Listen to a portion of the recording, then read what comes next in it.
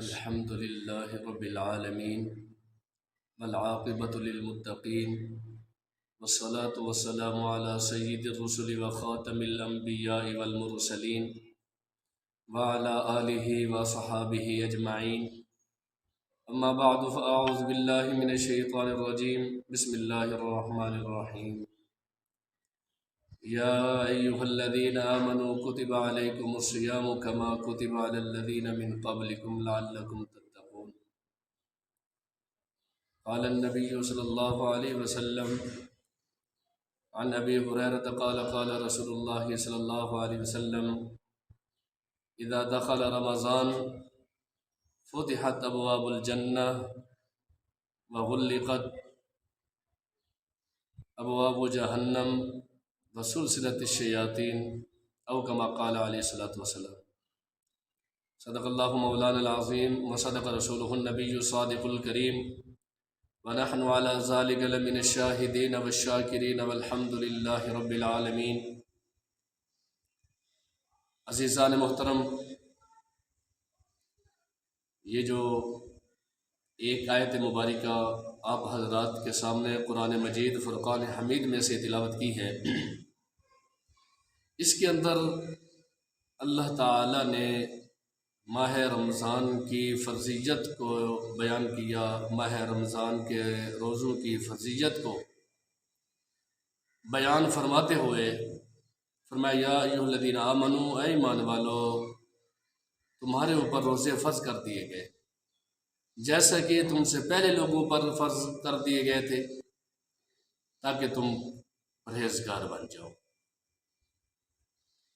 عزیزان محترم، سب سے پہلی بات یہ ہے کہ صوم کسے کہتے ہیں؟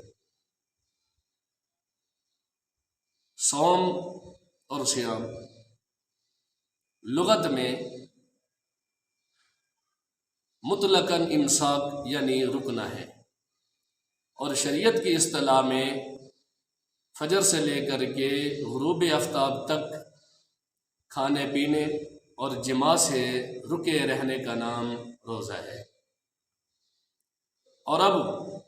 بات یہ ہے کہ یہ روزہ فرض کب ہوا؟ یہ روزہ حضور صلی اللہ علیہ وسلم نے جب ہجرت فرمائی، آپ کے ہجرت فرمانے کے بعد 18 ماہ بعد شعبان کے مہینے میں تحویل قبل کے 10 روز بعد ماہ رمضان کے روزوں کی فرضیت نازل ہوئی. اس سے پہلے بعض نے کہا اس سے پہلے کوئی اور روزے فرض نہیں تھے، جبکہ بعض نے یہ بھی کہا ہے کہ ماہ رمضان کے روزوں سے پہلے اور بھی روزے فرض تھے. مثال کے طور پہ کہ محرم میں جو یوم عاشورہ ہے، عاشورہ کا جو روزہ ہے وہ پہلے فرض تھا. جب ماہ رمضان کے روزوں کی فرضیت نازل ہوئی تو اس کی فرضیت منسوخ ہو گئی. اب فضیلت اب بھی برقرار ہے. اور بعض نے کہا کہ ایام بیض یعنی قمری مہینے کی 13، 14 اور 15 تاریخ کے روزے فرض تھے. تو بہرحال جب یہ ماہ رمضان کے روزے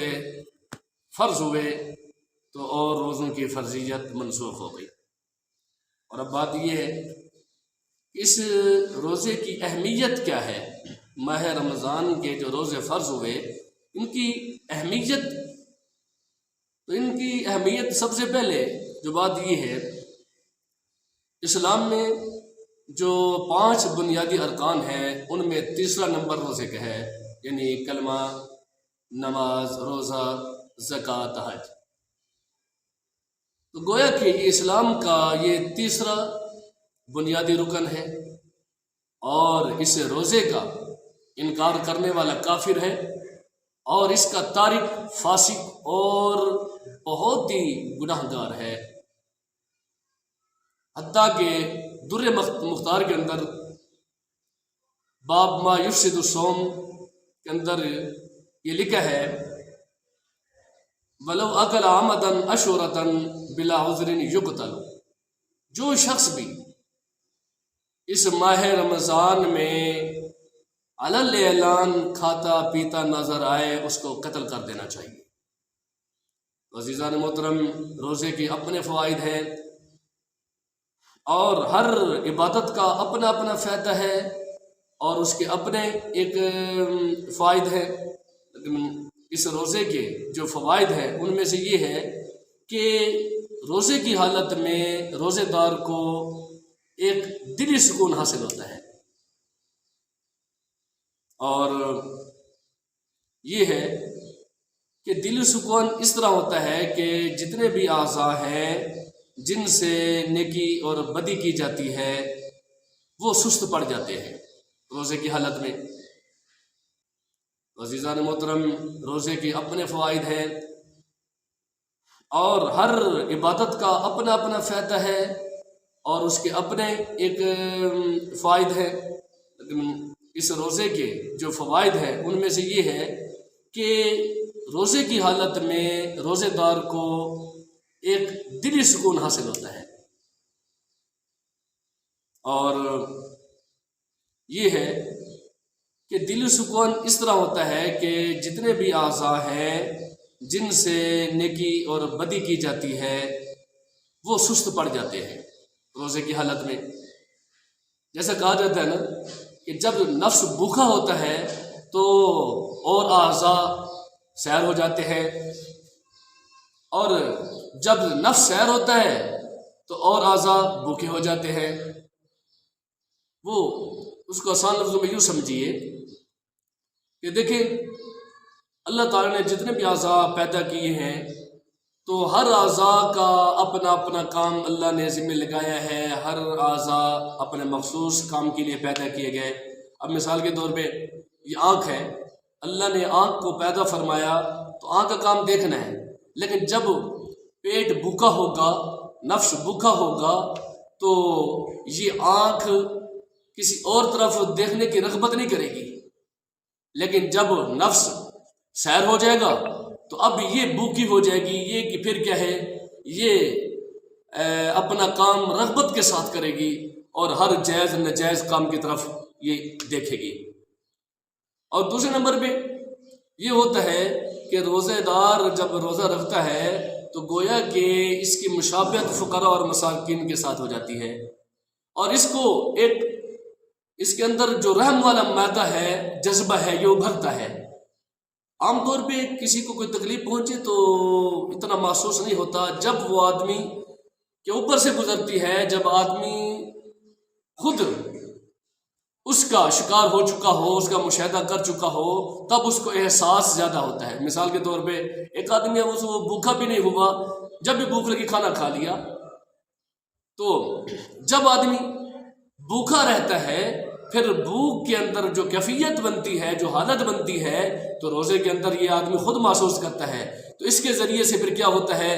فقراء اور مساکین کے اوپر رحم آتا ہے کہ دیکھیں کہ جن کے پاس کھانے پینے کو کچھ نہیں ہے وہ کس طرح برداشت کرتے ہوں گے، تو اس سے پھر رحم کا معدہ ابھرتا ہے، تو فقراء اور مساکین کا خیال آتا ہے۔ ایک بزرگ ہے پیشر حافی، ایک بزرگ ہے پیشر حافی، ان کے بارے میں آتا ہے ان کے پاس ایک آدمی سردی کے موسم میں گیا، دیکھا کہ وہ اپنے اوپر ایک چادر لے کے بیٹھے ہوئے، حالانکہ سردی کے بچاؤ کے لیے ان کے پاس اور بھی سامان ہے، بستر بھی ہے اور کمبل وغیرہ بھی ہے، لیکن جب دیکھا کہ وہ صرف وہ چادر اوڑھ کے بیٹھے ہیں اور کانپ رہے ہیں، تو شخص نے سوال کیا کہ حضرت آپ کے پاس یہ سردی سے بچاؤ کے لیے اور بھی سامان ہے، آپ وہ استعمال کیوں نہیں فرماتے؟ انہوں نے فرمایا بھائی بات یہ ہے، ہمیں فقراء اور مساکین کے اوپر جو حاجت مند ہیں ان کے اوپر ہمیں رحم آتا ہے،